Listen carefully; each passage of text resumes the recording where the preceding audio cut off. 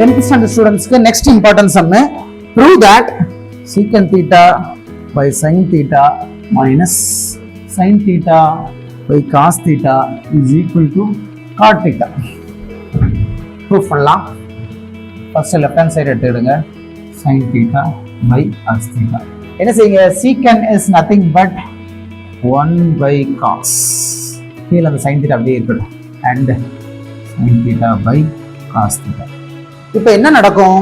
இது ஃப்ராக்ஷனா இருக்கு, இதையும் ஃப்ராக்ஷனாக மாற்றிக்கொள்ளுங்கள். மாற்றிட்டு மேல இருக்கக்கூடிய 1 by cos theta அப்படியே இருக்கட்டும். கீழே இருக்கக்கூடிய sin theta by 1 வந்து 1 by sin thetaவாக மாறிடும். sin theta by 1 வந்து 1 by sin thetaவாக மாறிவிடும். So sin theta by cos theta. இப்போ மல்டிப்ளை பண்ணா என்ன ஆயிடும்? ரெண்டையும் சேர்த்து எழுதிடலாம். sin theta cos theta minus sin theta by cos theta. Now LCM தான். LCM எடுத்தா sin theta cos theta. என்ன நடக்கும்?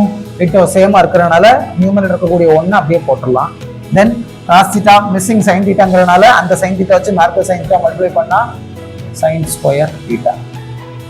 இந்த ஸ்டெப் புரியாதவங்களுக்கு நான் வேணா அகைன் சொல்றேன். டினாமினேட்டர் இந்த மாதிரி இருக்கும்போது sin theta cos theta 1, cos theta இன்னொன்னு, இது ரெண்டுக்கு எல்சிஎம் எடுக்கும்போது இந்த பெரிய sin theta cos theta தான் நம்ம எடுக்கணும். சிறுசு பெருசு நான் பேசணும்னு நினைக்க வேண்டாம். இந்த cos theta இது உள்ள இருக்கும், ஆனா இந்த sin theta cos theta அந்த cos theta உள்ள இருக்காது. அதனால எல்லாத்தையும் அடக்கினது இது கம்பேர் பண்ணும்போது ரெண்டையும் அடக்கினது யாரு? sin theta cos theta தான். அதை தான் நம்ம எடுத்திருக்கோம்.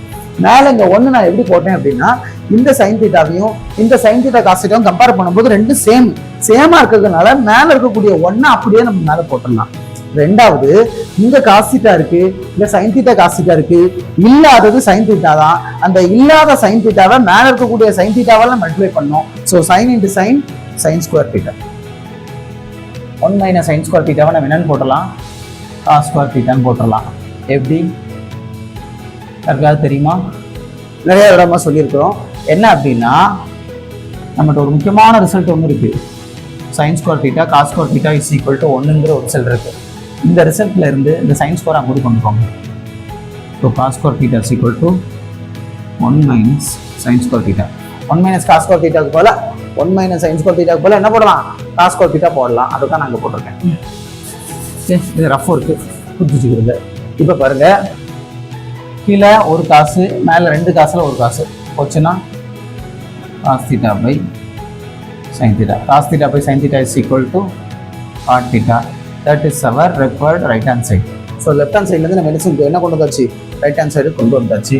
Hence the proof.